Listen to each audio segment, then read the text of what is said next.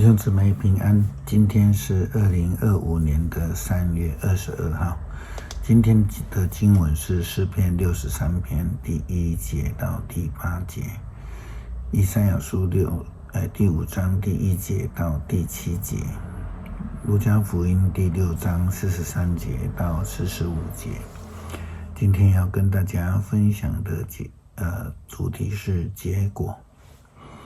有古谚语说到，种瓜得瓜，种豆得豆。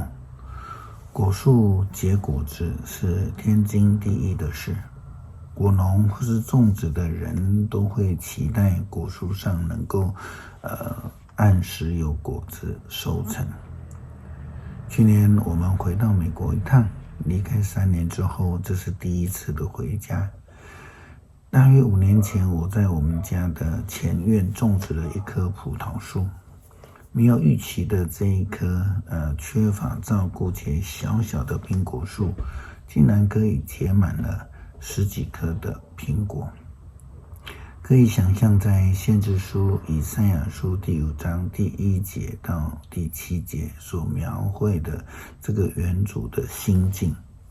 当他努力的整地建设并且种植又施肥，结果却长出来这种竟然如同野葡萄般又酸又不能吃的果子。圣经这样记载：听我为我所亲爱的唱一首歌，一首关于我所爱的和他的葡萄园的歌。在肥沃的小山上，我所爱的开辟了一个葡萄园。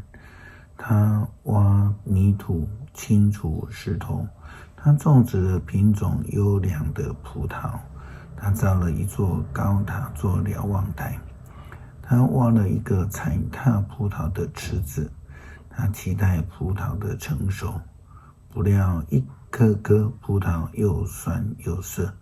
于是我所亲爱的说：耶路撒冷啊，犹大的居民啊，你们对葡萄园和我的事评评理吧，是不是我没有好好照顾呢？为什么它出产酸葡萄，而不是出产我所期望的甜葡萄？看吧，我要这样处理我的葡萄园。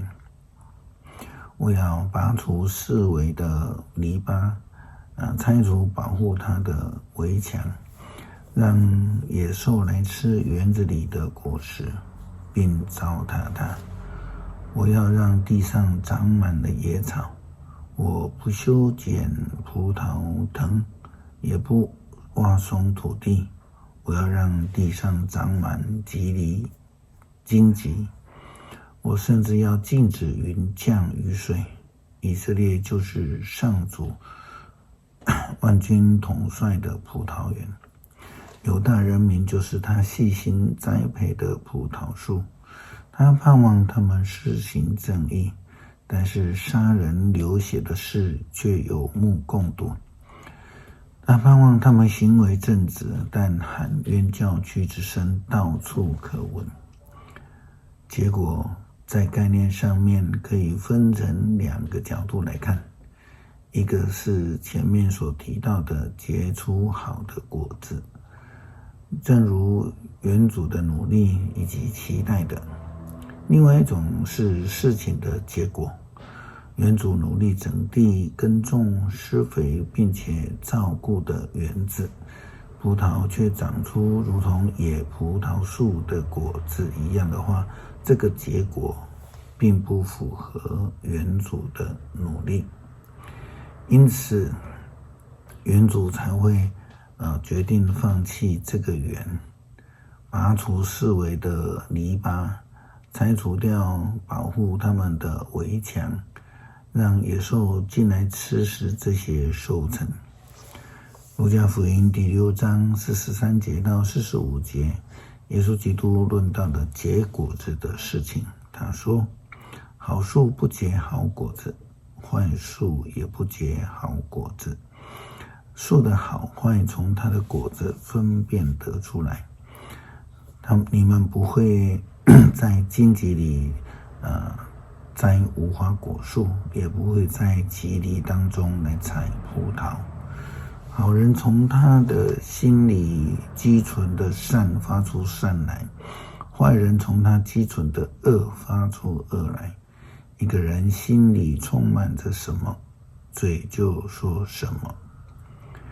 如同前面牧师的分享，我们家前面院的葡萄树缺乏照顾，却在不预期的情况之下收成可果的果实，确实令人兴奋。不然的话，就算有看到结果子，却咽不下去，倒不如不结果。这正是基督信仰我们所需要努力的、实践的，让我们的生命能够结出美好的果实，荣耀主名。诗篇63篇第1节到第8节，上帝啊，你是我的上帝，我热切地寻求你，像一块干旱焦渴无水的田地，我切望你，渴望你，求你让我在圣所朝见你，让我看见你的大能和你的荣耀。你永恒的爱比生命宝贵，因此我要颂赞你。我一生一世要感谢你，我要举起双手向你祷告。我的灵要饱享盛宴，我要向你唱歌，欢乐的赞美诗。我躺在床上的时候纪念你，我整夜默想你，因为你时时帮助我。我在你的翅膀下的庇护来得到欢乐歌唱。我紧紧地跟随你，你的右手扶持我。谢谢主用心照顾我们，使我们有恩典慈爱赐福同在。恳求主帮助我们在生命中与你保持美好的关系，能够支取属灵的营养，能够结出美好的生命果实，来荣耀主的圣名。让祷告奉主耶稣基督圣名求，阿们。